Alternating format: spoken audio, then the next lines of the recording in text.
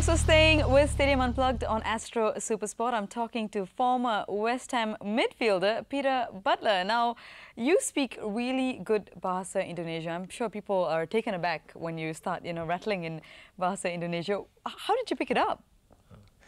Bahasa saya jelek sekali. Wow. I went for lessons actually in Sabah. It was a little bit of a novelty at the time. People said to me, I think you need to learn a few words. And I always remember being in a dressing room in Sabah, and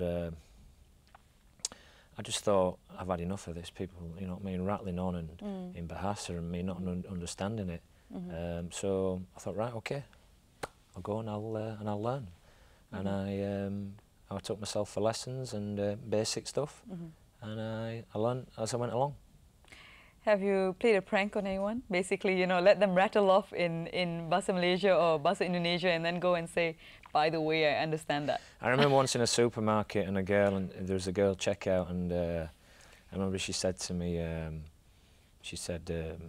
Matt Sally are on board door, because I'd complained about something. Wow. Let me just translate that. She says, foreigners are all stupid. Wow. So I said to her, "Anda fikir saya bodoh sekali?" And she looked at me as if to say, "Oh my God." And I just laughed it off. I laughed it off. It was quite funny actually. But I think it surprises quite a few people. More so here in Malaysia, because actually I think more people in Indonesia, more expatriates in Indonesia, actually, a lot of them do pick it up. Okay. Now, do you think it's important, though, you're coaching in a foreign country, to actually learn the language of the country to be, effectively communicating with the players? Is it something that you put in a book and say, this is what I need to do? I think I do believe that it's, as a coach, and you're dealing with local players as well, I think you have a responsibility. You got to give it a go. If you don't give it a go, I think it's a bit of a poor form. I think it's pretty sad.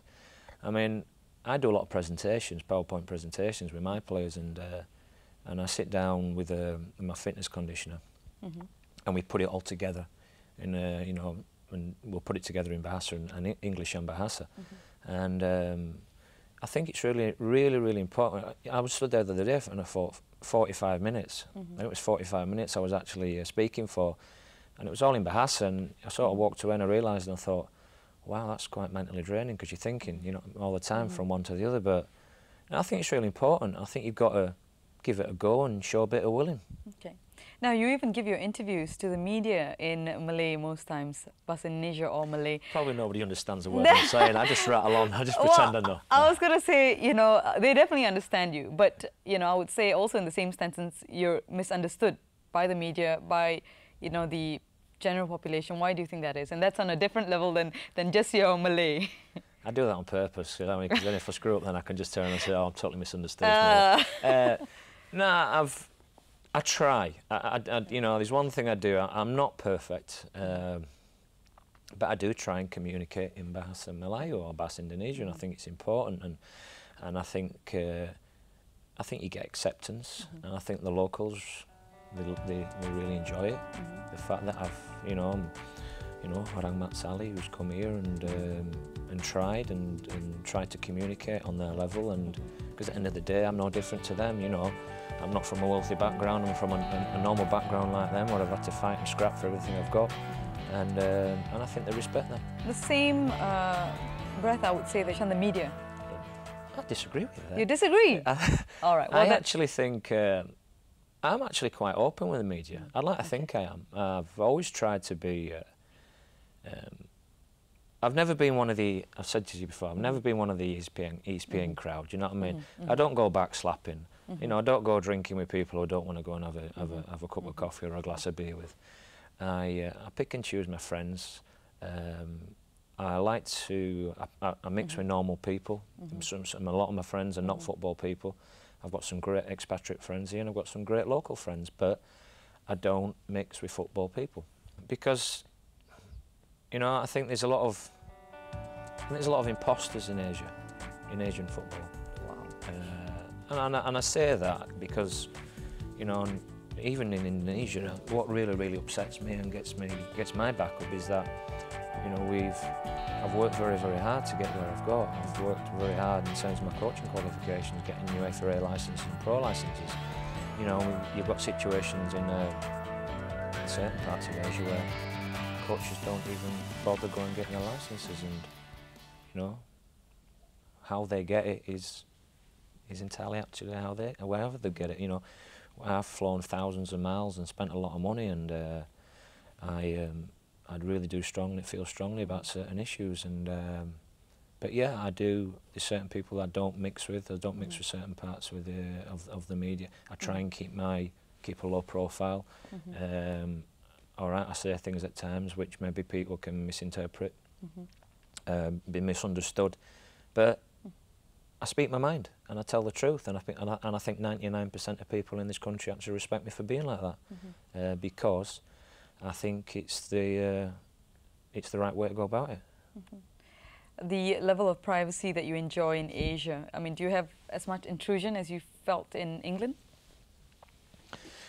We've all had reporters sat at the end of the drive, and you know what I mean, we've all had people like printing stories about your private life, etc. And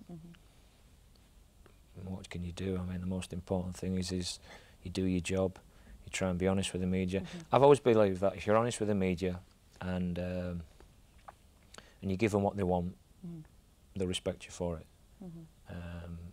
I always like to think that people would go away and actually study and think about the questions that they're actually going to ask me. You know, I've always said if you ask a stupid question, you get a stupid answer. But I'd like. So how am I doing here? Oh, you're doing fantastic. All right, well, moving away from the media, you've coached quite a few clubs. How do the fans react to you when they see you in the streets? The ones that like you and the ones that don't like you? Well, the biggest problem now is that every single hand phone's got a camera. So, you know what I mean? You know, it's, you know, gamba. No, the supporters are great. I've always had a fantastic rapport with the supporters. Always have done, everywhere I've been. Maybe some people don't really like the way I work, but in Kelantan, the fans were absolutely fantastic towards me. Wonderful people. Sabah, beautiful people, lovely.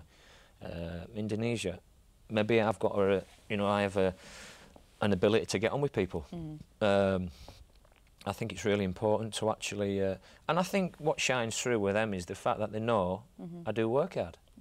I do put a lot of effort in. I put a lot of effort in, you know, perhatian ke detail, you know what I mean, towards the way I work, and I'm passionate about what I do because I want to win, but I don't want to win at all costs. I think there's a right way of winning, and for me, there's a lot of things which I do stand for.